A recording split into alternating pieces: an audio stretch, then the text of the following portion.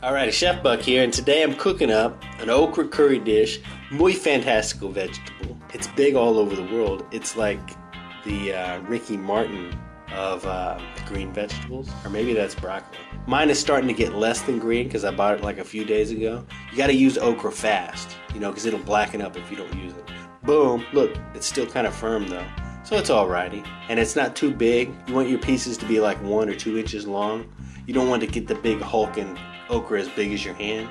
I'm just lopping off the ends, and then I'm going to cut them into uniform shapes so that they will cook evenly. But you know, whatever size you want to cut it into, doesn't really matter. Like I said, you can cook it whole in a pot if you want.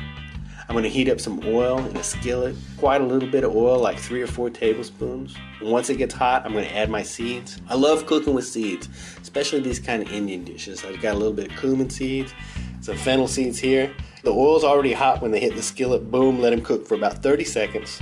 And they start to open up, start to smell fragrant. Throw in your garlic and your ginger. A lot of garlic and ginger. I got like 2 tablespoons of garlic and 2 tablespoons of ginger. What? That's not possible. That will kill you. No, it won't kill you. It will make you stronger. So as much ginger and garlic as you can handle is what you should put in there, right? And then I'm putting in a little bit of onion. Normally I put in more onion, but I put in so much ginger and garlic, I only put in a half onion. Here, you know, I got it cut up into some nice little stringy shapes so that it will look pleasant and interesting against the okra, because I'm always thinking ahead. Now I'm putting in my spices, you know, to make my little curry here.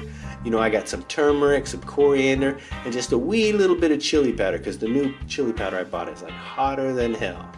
So I just put a little bit of that in there, and then I added some fresh chilies, you know, because I'm a genius. But you don't have to put any kind of hot pepper if you like, if you don't like. You can make it as mild as you want. But you know, a spicy okra dish is muy fantastico. You know, I'm adding in some fresh tomatoes. I got like 4 Roma tomatoes that I've chopped up here. I love using canned tomatoes with Indian dishes, but I just happen to have fresh ones on hand, so there you go. Salt to taste. Let it bubble away on medium or medium-high heat.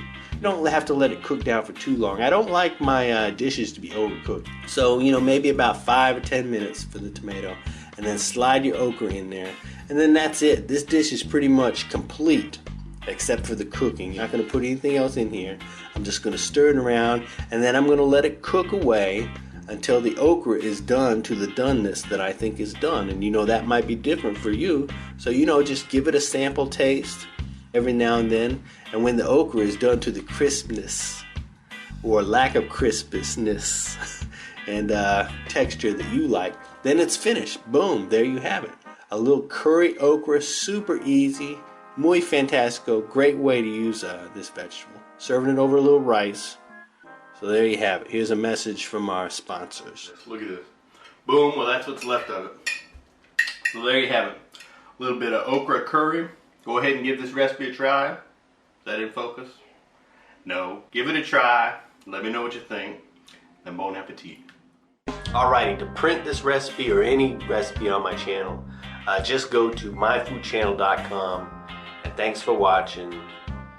Blah, blah, blah.